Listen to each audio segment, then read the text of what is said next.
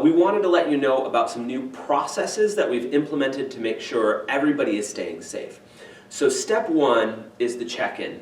At check-in, we have just a few things we're going to ask you to observe. First is, as you're waiting in line, we have a couple 6-foot segments marked out, and we ask that you try to do your best with your kids to stay 6 feet apart. Second is, anybody going into nursery or kids ministry that is 5 years or older is required to wear a mask at all times.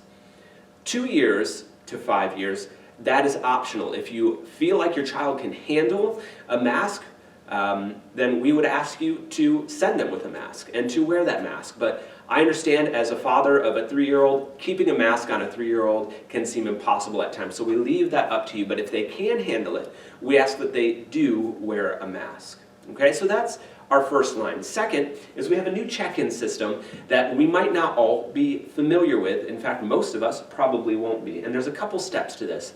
First, during COVID, we're going to be going through a symptom screening process, and the first part of that process is a simple no-touch thermometer temp check. We're doing this on all volunteers, and we're doing this on everybody that will be in nursery or kids ministry. Now don't worry, we're not tracking anybody's temperature, we're not recording anything, we're simply screening, and if you have a temperature below 100.4, you can continue on with the check-in system. If you have a temperature of 100.4 or higher, we're going to ask that you and your family take the week off and make sure that you're safe to be around people.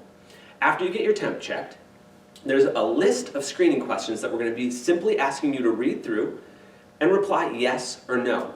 If you can reply no to all of those things, then you can continue on with the check-in process. If you have to answer yes to any of those questions, then again, we're just going to simply ask that you and your family take the week off. You can join us online, and we'll see you the following week when you're sure that you're safe. Okay? So you've passed the temp check and you've passed the screening questions. The next step is actually checking in. So you're going to step up to the volunteer who's running the check-in, and you don't have to touch anything. You simply have to give them your phone number if you're already in the system. If you're not in the system already, we'll just ask you a few contact questions and we'll get you up and going really quickly. So once you've given your phone number to the check-in volunteer, they'll pull up a list of names that's associated with that phone number, and you simply tell them who you're checking in today. They'll check your kids in, and they will print off individualized name tags for each child. Now, these name tags are important. They have a few pieces of information. First, they have everybody's name. They have a unique identification number, each one that is generated every single week, that is paired with your parent companion tag. So we know when it's time to pick up who belongs to who, and that nobody's picking up children that shouldn't be picked up by them. So you get your kid back for good or bad, right?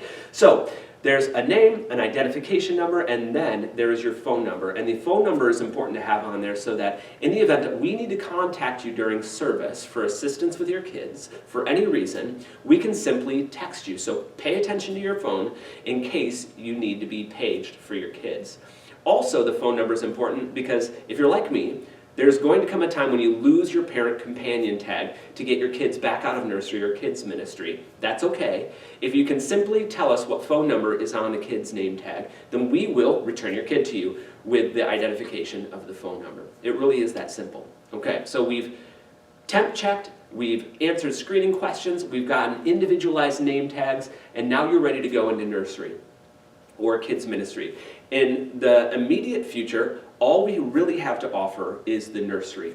And so in order to head there, you're going to go down where we normally go for nursery. And something you need to know about this is we have just a few paths marked out on the floor. And this is to help control our flow of traffic. We're trying to do our best to have it just one way. So all you simply have to do is follow the directions on the carpet. If you have an issue or you feel like you're not sure where you're going, just ask a volunteer and we'll help you get there.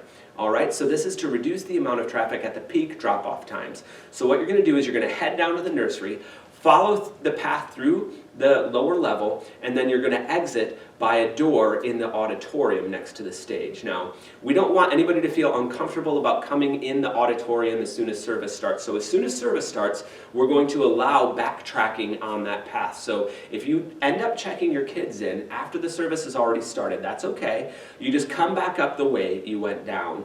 Our goal with the flow of traffic is simply, before service, to control how much passing is happening in a narrow, restricted pathway. So if you could help us out by following all of those procedures in check-in, we're going to be doing great. Okay, let's move on to in class. So once your kids are in class, we're going to ask a couple of things. First, each kid is going to be asked to wash their hands as soon as they enter. Second, if they're wearing a mask, we're going to keep the mask on them. Next, we're going to be making sure that our groups of kids stay within their family units in age-specific rooms, and that they are in groups of no more than 10. So in the event of an exposure to COVID, we know exactly who to contact when the time comes. Now, hopefully we don't ever have to get to that point, but if we do, we know who to contact because we're keeping kids in cohorts and family units to minimize the amount of contact with people outside of their family. During class, whether it's snack or interacting with other objects, everything will be sanitized from week to week, and the amount of touch points between kids and objects will be reduced as much as possible. So we've reduced the amount of toys we have in the nursery, the amount of activities, and we're taking precautions around passing out food so that kids stay apart and they're not helping themselves, to make sure all of the touch points are as minimal as possible. After class, after service, when it's time for you to pick up your child, simply take your companion tag, head back down the way you came, pick up your child with the companion tag or by telling your phone number, and then you just follow the same flow of traffic that leads out of the auditorium that you used to drop kids off. That pretty much sums up our process. I hope that that you're as excited as we are to get everything up and running again. Thanks for taking the time to watch this video. If you have any questions, don't hesitate to reach out to us and we will answer your questions. Looking forward to seeing you this week, and thanks for being willing to go with the flow, either the flow of traffic, the temp check-ins, whatever the process is. Thanks for being flexible.